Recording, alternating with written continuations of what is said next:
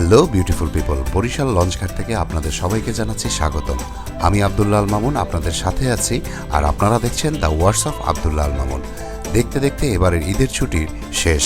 পরিবার প্রিয়জনের সাথে ঈদ আনন্দ ভাগাভাগি করার পরে শিকড় ছিঁড়ে সবাই ছুটে যাচ্ছে কর্মব্যস্ত জীবনে। যার যার কাজের জায়গা কিংবা পড়াশোনার জন্য ফিরে যাচ্ছে নিজ নিজ গন্তব্যে। আবার হয়তো দেখা হবে সেই একটি বছর পরে।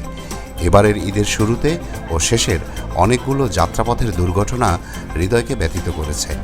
যারা দুর্ঘটনায় প্রাণ হারিয়েছেন তাদের জন্য রইল দোয়া, মহান রব্বুল আলামিন তাদেরকে মাফ করে হৃদয়কে প্রশান্ত করে দিক, আমিন।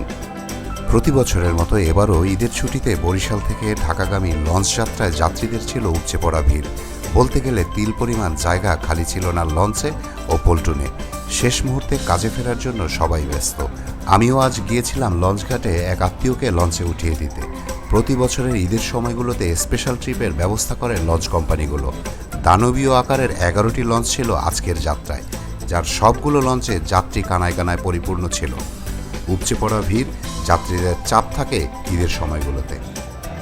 আমাদের এই বরিশালের দানবীয় লঞ্চগুলোয় যারা ভ্রমণ করেননি তারা জীবনে মিস করেছেন রোমাঞ্চ, অ্যাডভেঞ্চার আর ভালো লাগার মুহূর্তগুলো। জীবনে একবার হলেও এই লঞ্চ ভ্রমণ করা উচিত।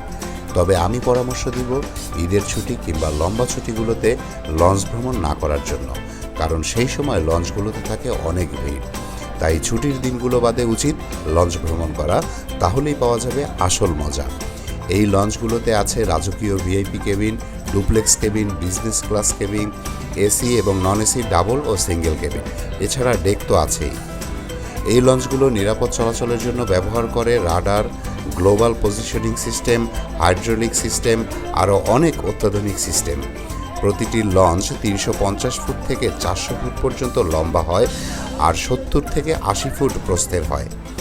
এই লঞ্চগুলোতে যাত্রী ধারণ ক্ষমতা 1350 জন থেকে 1500 জন পর্যন্ত হয়ে থাকে, কিন্তু ঈদের ছুটিতে তা বেড়ে যায় অনেক গুণ। মানে অতিরিক্ত যাত্রী নিয়েই লঞ্চ যাত্রা শুরু করে। আজ যাত্রীর চাপ বেশি থাকায় নির্ধারিত সময়ের আগেই লঞ্চ ছেড়ে দিতে হয়েছে গন্তব্যের উদ্দেশ্যে। এটা মনিটরিং করার জন্য ঘাটে উপস্থিত থাকে ম্যাজিস্ট্রেট মহোদয়েরা, যাতে অতিরিক্ত যাত্রী পরিবহন না হয়। বন্ধুরা, আজ ভিড় থাকার কারণে পুরো লঞ্চ ও কেবিনের ভিডিও করতে পারলাম না। ইচ্ছে আছে আগামীতে আপনাদের জন্য নিয়ে আসবো বরিশালের রাজকীয় লঞ্চের একটি পূর্ণাঙ্গ ব্লগ। কখনো ঘরে না ফেরার চেয়ে দেরিতে ঘরে ফেরা ভালো। তাড়াহুড়ো বা ঝুঁকিপূর্ণ যাত্রা না হোক, যাত্রা হোক নিরাপদ, সুন্দর। সবার যাত্রা হোক নিরাপদ। আজ এখানেই বিদায় নিচ্ছি। আবার আপনাদের সাথে দেখা হবে নতুন কোনো জায়গায় বা পুরনো কোনো পথের মোড়ে। সবাই ভালো থাকবেন। আল্লাহ হাফেজ।